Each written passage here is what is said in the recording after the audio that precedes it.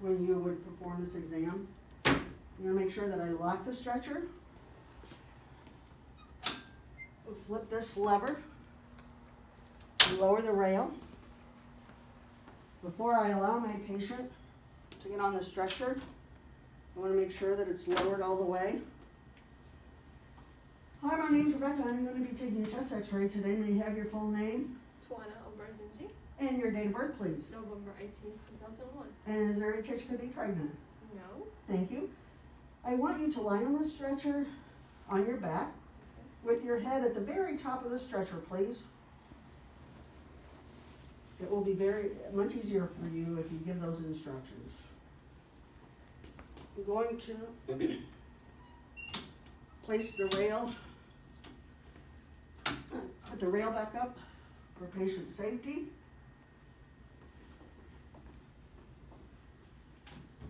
So ma'am, I'm going to sit the head of the stretcher all the way up, and there's a handle back here to release that.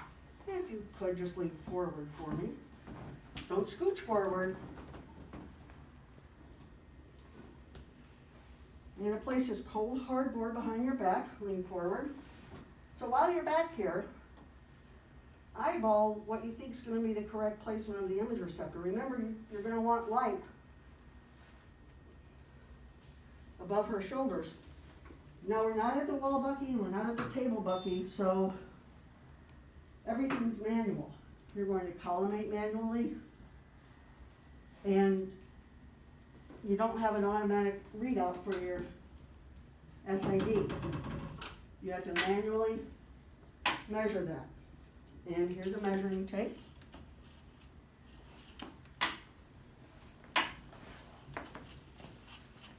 Bring out that measuring tape so that it's straight across. You don't want to measure at an angle because your measurement won't be accurate. So I'm about 76 inches. I'm going to bring this in a little closer. I'm at 73, right?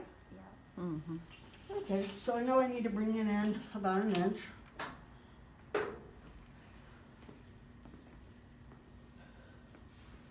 For the AP stretcher chest and the AP wheelchair chest, I want my central ray to be directed so that it's perpendicular to the sternum.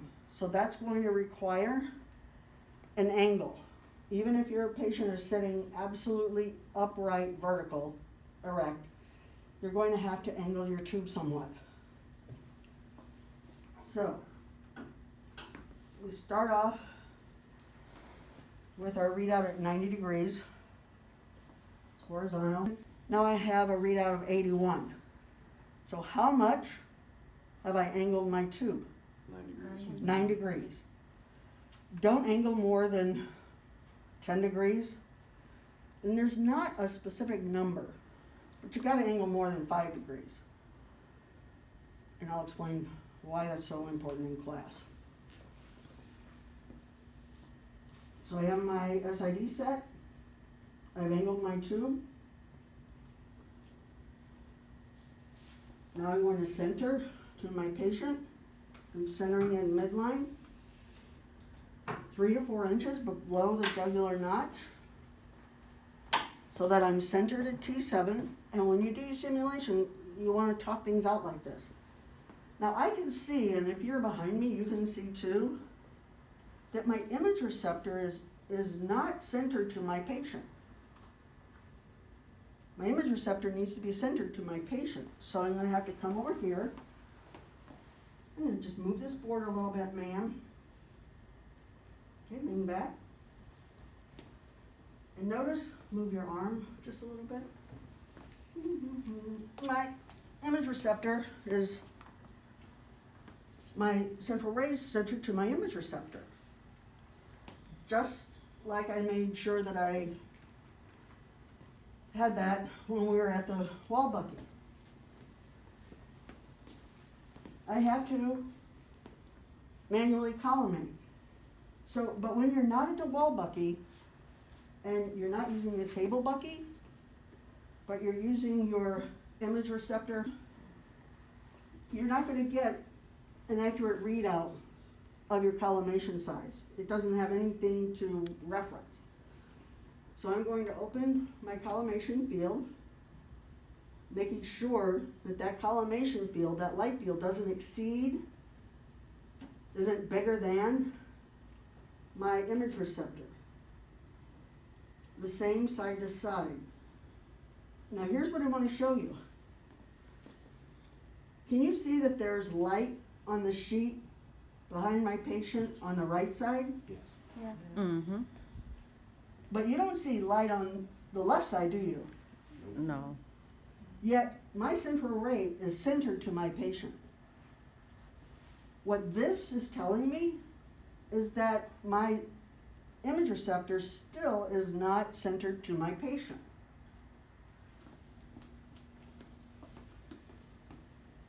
Move this over a little bit.